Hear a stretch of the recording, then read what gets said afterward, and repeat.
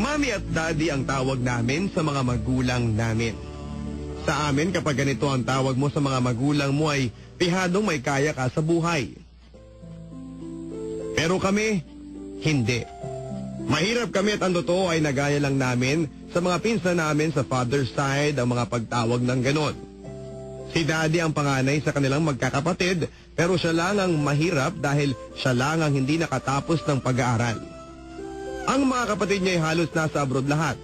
Maliban lang kay Tito Freddy na matandang binata pero may maayos din namang trabaho. Ang bahay namin ang pinakamaliit sa Abana Compound na 5 minuto lang ang layo sa sentro ng bayan. Ang bahay ng mga kapatid ni Papa. Nagagandahan at naglalakihan. Pati din ang bahay nina Lola Angela at Lolo Pitoy. Doon kami tumira mula noong magsimula na mag-aral si Kuya King kasi nasa harap lang ng compound ng primary school.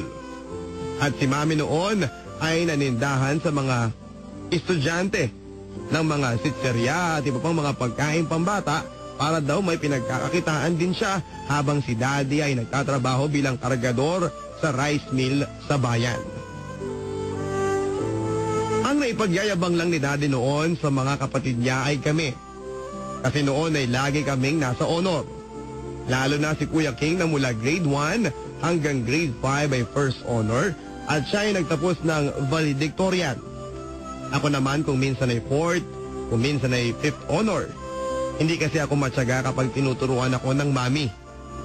Mas gusto ko noon na maglaro, magbisikleta, magpalipad ng saronggola kasama ng mga bata sa sementeryo na malapit din lang sa amin. Nakatungtong ako ng hanggang second year sa kursong BSE. Si Mami kaya ay marunong din talaga na magturo. Pero ako'y sadyang hindi lang talaga matyaga. Yung kambal naming bunso lalo na si Nico, noong matapos ang grade 1 niya ay first honor. Third naman si Nika. Tuloy-tuloy na yon hanggang sa nakatapos ng grade 3 silang dalawa. Pero noong grade 4 na sila noon ay madalas na magkasakit si Mami kaya't napapabayaan na rin sila. Saka lumipat na kami noon sa baryo. Sa bahay ng lola namin sa mother side niya, talagang tumutok sa pag-aalaga kay Mami. Simple ang buhay nila Lola Carmina at Lolo Goyo. Magsasaka si Lolo, ganun din sila Tito Gary at Tito Boyet na mga kapatid ni Mami. Mayroon din silang kapatid na pulis sa Maynila. Si Tito Rigor na panganay na lalaki. Si Tita Mirel naman ang panganay nila at noon ay isang domestic helper sa Hong Kong. Pero hiwalay sa kanyang asawa. Si Tito Robby naman ay isang construction worker na nakapag-asawa ng taga Bayungbong, ang pang-apat na anak nina Lola Carmina at Lolo Goyo. Malayong mas mabait ang mga tito at tita namin sa mother side. Yun nga lang ay hindi kasing ganda ng buhay ng mga uncles at aunties ko sa father side ang mga buhay nila. Ngayon pa man, Papa Dudot, ay mas ginusto kong tumira sa baryo. Doon na kami nakatira noong first year. Ako, doon na rin kami nakakilala ng mga bagong kaibigan ko na mas gusto kong kalaro kaysa sa mga kaibigan ko sa bayan. Sina Carlo, Frank at Joyce Ann ang kauna-unahang naging kaklose ko sa baryo. Sila din kasi ang lagi kong kasakay sa tricycle na service namin sa tuwing may pasok. Nasa bayan kasi ang high school kung saan kami nag-aaral. Si Joyce, una ko palang makita noon ay nagustuhan ko na. Masasabi ko nga na siya ang first love ko. At yon ay love at first sight pa. I tried to live without you, though I found it hard to do. I thought of yesterday, how sweet the love we shared. And I just can't forget you, 'cause first love never dies. Now I'm alone without you, so do I'm daughter too. You've been a part of me, I'm lost without your love. I need you badly, baby, I'm down here on my knees.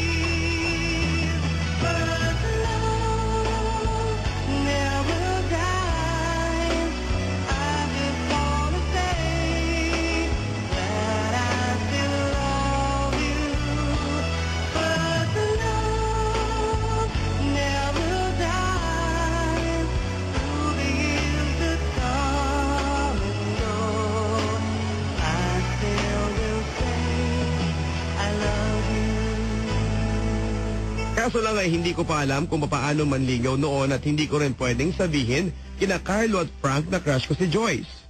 Kasi dati ko nang alam na crush ni Frank si Joyce.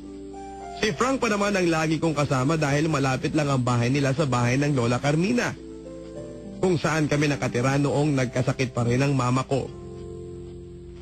Pareho kasi kami ng gusto na laro ni Frank. Karera ng bike, magpalipad ng saranggola, pati sabong ng manok.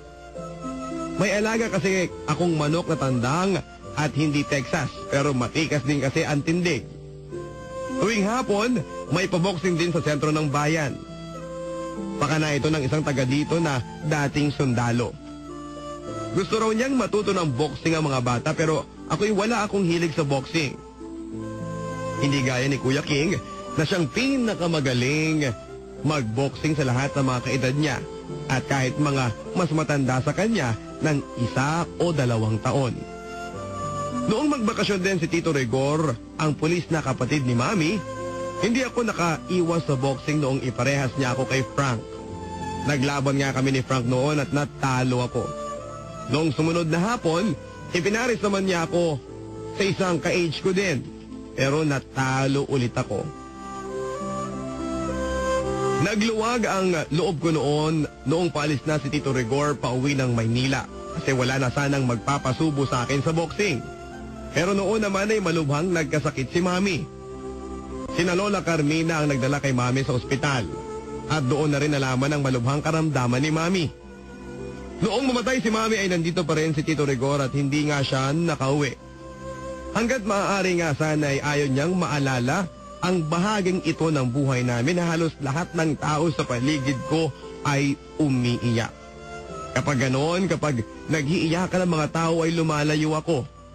Nagpupunta ako sa kapitbahay kina Carlo o kina Frank. Nagawa ko pang makipagsabong noong kay Frank kahit na kasalukuyang pinaglalamayan ng mami ko. Iyon pa naman ang first time na ilabang ko ang alaga kong manok sa manok ni Frank. Pero natalo lang ito. Noong ko unang narinig ang kantsaw sa akin ni Frank, mga kantsaw na dinibdib ko kahit na hindi naman siya masyadong maanga sa kantsaw niya. Ang sabi niya, "Ano ba yan? Wala ka nang pinanalo kahit na isa." Pakiramdam ko noon ay late ang pagdadalamhati ko sa pagkawala ni Mami. Noong hindi ko na siya nakikita at kukonti na lamang ang mga tao sa paligid, kapag nagugutom ako, sanay akong nagtatanong sa kanya kung may pagkain. At noon nga wala na siya, ay napapaluhan na lang ako kapag ganon at hinahanap ko siya. Lubha ding nakadurog ng puso ko, Papa Dudut, kapag iisipin kong katawan ng aking ina ay nabubulok na sa loob ng nicho. At ikinakatakot ko kapag nai-imagine ko kung ano ang itsura niya. Noon ko na rin naisip ang mga dahilan kung bakit nangyari sa kanya yon. Kung bakit hindi nagamot kaagad ang sakit niya. Dahil yon sa kahirapan namin. Dahil lang sa rice mill cargador ang daddy ko. Dahil maramot sina Lola Angela at Lolo Titoy at mga anak nilang mga may kaya. Dahil mahirap lang din ang Lola Carmina at Lolo Goyo ko. Kung marami sana kaming pera noon pa lang sigurong unang lagatin si Mami, naipagamot na sana kaagad siya sa isang magandang ospital. Na-examine sana ang dugo niya at naagapan sana. Hindi sana lumala ang sakit niya. Hindi sana siya namatay. Pero dahil sa hirap, dahil sa kakapusan ng pera, hindi naagapan ang sakit ni Mami. At noong malala na ang sakit niya, noon pa lang nagkumahog si Daddy sa paghahanap ng pera upang maipagamot si Mami. Halos lahat ng gamit sa bahay namin sa bayan na may halaga ay naibenta ni Daddy. Pero huli na dahil malubha na noon ang aming ina. At ngayon wala na siya. Who can say for certain? Maybe you're still here. I feel you all around me. Your memory so clear.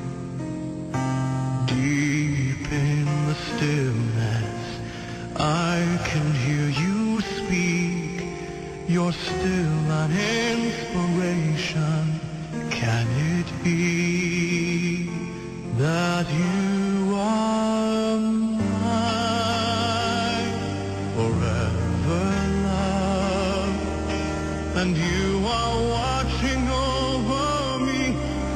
above.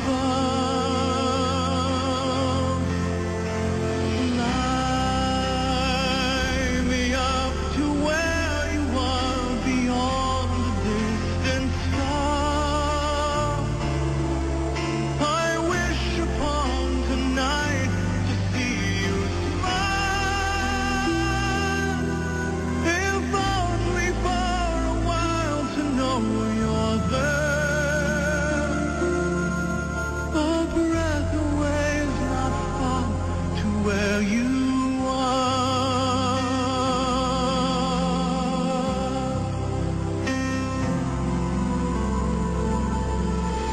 Are you gently sleeping here inside my dream? And isn't fate believing all power can be seen? As my heart holds you just one beat away, I cherish all you gave me every day. 'Cause you are mine forever, love, watching me from above. And I believe that angels breathe, and that love will live on and never leave. Fly me up to where you are beyond the distant star. I wish upon tonight to see you smile.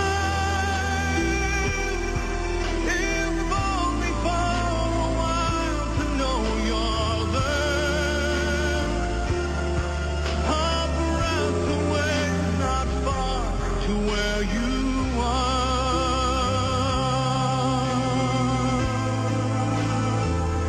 I know you're there. A breath away, not far to where you are.